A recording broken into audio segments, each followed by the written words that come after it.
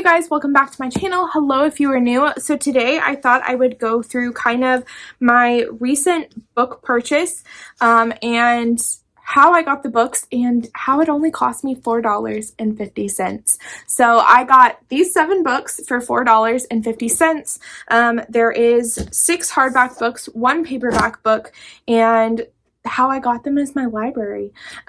So once a year my library has a book sale, and I absolutely love going to it. I have found really good series by going to the book sale. I have found authors that I absolutely love and I've been wanting to read them. And last year I did have one success of finding a book that was on my actual want to read list, which was The Wife Upstairs. I absolutely loved getting that.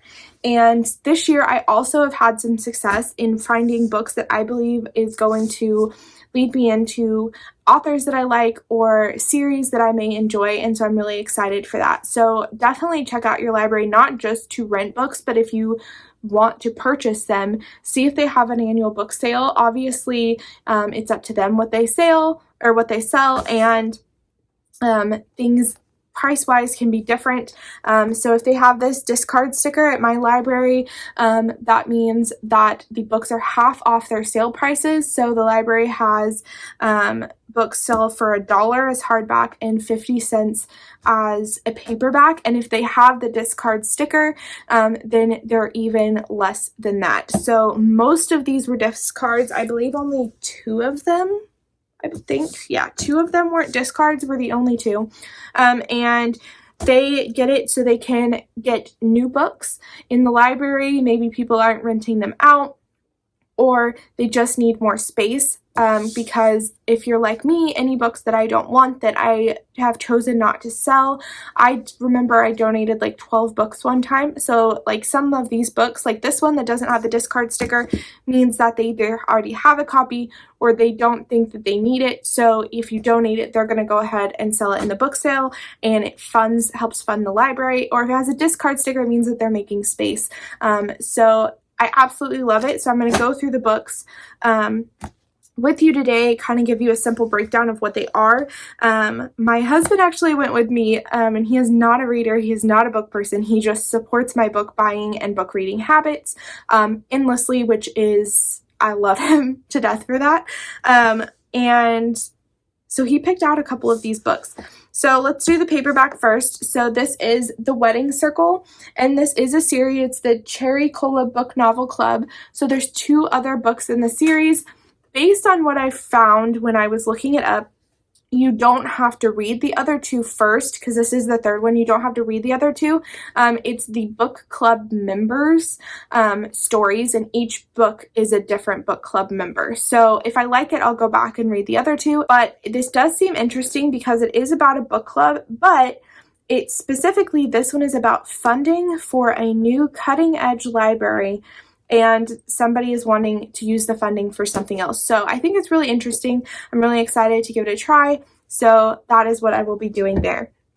The next book, this is one that my husband picked out. It's The Wolves of Andover, and I don't know whether he liked the name or the cover. That's the only reason he picked these out. I'm not sure which one this was, but I do like this because this is set back in time a little bit. I'm not exactly sure. It's the early days of American history is what it says, but it is in Massachusetts, and it does look very cool. It looks like it is a story with a mystery, a little bit of revenge, and a love story all mixed into one. I'm really excited to give this a try.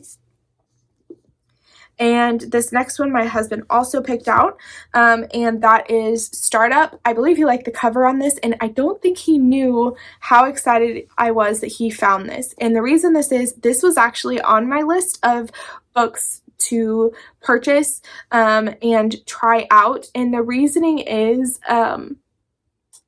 you don't find those often in the book sales. So I was really excited to find this, and it's a book of the month edition, which I absolutely love. If books come in books of the month editions, as long as they're not a series that I can't get all of them in, I purchase them because I love that they're all the same size. I have a small little collection that I'm slowly growing here. and I absolutely love having these. I've read a few of them and I haven't read the others, mainly because these three are new to my book collection. I got these off Pango Books, which I will do in a separate video. I will show you guys kind of what I've gotten off of Pango Books and my reasoning for that, because I absolutely love that. I love finding books for less than book buying prices. So this is really good. It's exactly as the name suggests. It's a startup for an app company, and getting that to float. It looks like it's going to be good. A little bit of a mystery, the trials and tribulations of the startup and getting it going, and it just seems really interesting to me. So definitely ready to try that. Okay, so my next two books I'm kind of going to go over together, and I actually have to find the other books that go along with these, but I was intrigued enough that I bought these two. These I believe were like 50 cents, something like that, so worth the money. And it's part of the Jessica Darling series, and I have Forthcomings and Perfect Fifths. So it has three other ones called Sloppy First, Second Helpings, and Charmed Thirds, and it all follows Jessica Darling, obviously, and her friends, it seems like. But I'm really intrigued by this, and I'm excited to see if these are any good. But it does look like I have to read them in order because it's following Jessica Darling from her teenage years all the way to her young adulthood, which is Perfect Fifths, where she's graduated college. I believe this one she's in college, or just out of it, and this one she's kind of got a career and everything like that. So I'd love to follow her through her life, and I think that would be really fun. And it just seems really interesting. I like that they're following the character through the stages of her life, and I think it sounds really interesting. One thing that I do not like is, and I understand why the library does it, it's for the protection of the books, but they put these plastic sheeting on these books, and I'm hoping, based on this tape that I am seeing, that I can easily remove them. I have to do some research into that because I would prefer them to be like this without this plastic. I absolutely hate this plastic noise. I've always hated it, even when I go to libraries. To me, it does remind me of libraries, but not necessarily in a good way. So I am going to see if I can get rid of that. If not, I will just deal with it.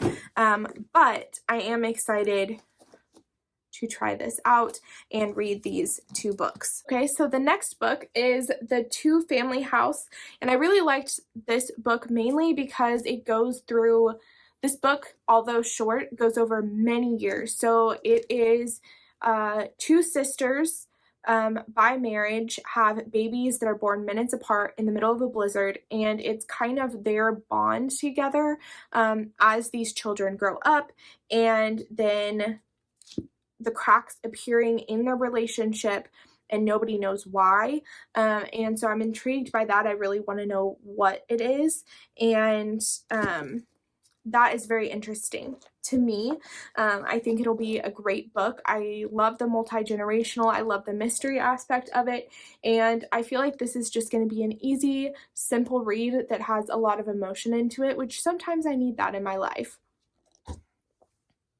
And the last book that I got is by the same author of The Two Family House, and it's The Wartime Sisters, and I'm really excited. This also follows two people. These are actually sisters who grew up together, and it is their take on when World War II is coming around and how they're very different personalities, and when one of them has a chance to relocate to Massachusetts, how the sisters deal with being apart for the first time, again, secrets and things like that. And again, I'm really interested. I do like wartime novels from women's perspectives, real or not. I think that they're really good.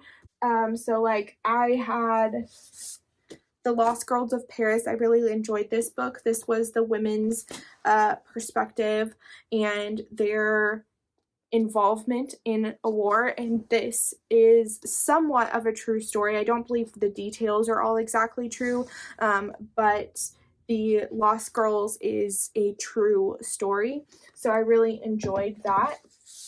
And there's been a few others that I have purchased. Let me see if I can find them. So I also have The Last Bookshop in London, which I believe is a true story as well. Again, not the details itself, but the overall story is also true from what I understand. And then I did have a few others, but I'm not really sure where those have gone. There's just, I really like these stories, and I'm definitely going to get into them and kind of look more into stories like that since I enjoy them so much. So I hope you guys liked this video, and make sure to check out your local library, not just for books like these to rent, but also if you are a person that likes collecting the books, to maybe see if you can purchase the books as well and add to your collection very inexpensively and create your own little mini library as well. So thank you guys so much for watching, and I will see you guys next time. Bye!